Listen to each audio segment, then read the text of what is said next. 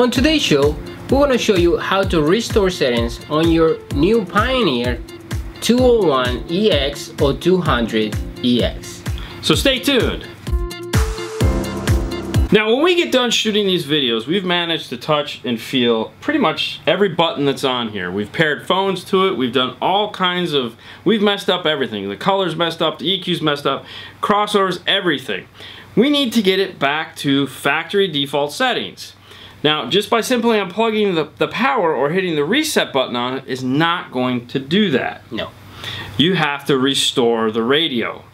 To do that, you have to make sure that the green emergency brake wire is engaged. To engage the green emergency brake wire, it needs to see on, off, on every time you start the car. Okay? So if you just ground that wire, this feature is not going to work. Other features may, but menu access won't. So make sure it's hooked up properly for that to work.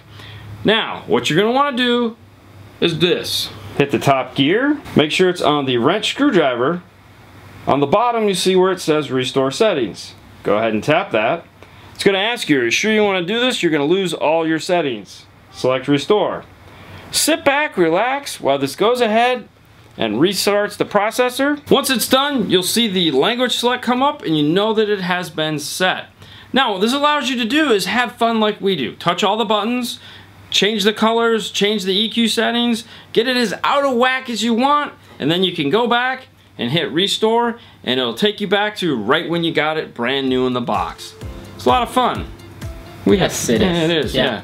All right, Fernando. All right, if you like this video, please subscribe, share, or like.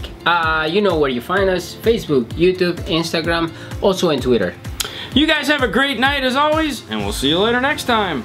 Bye.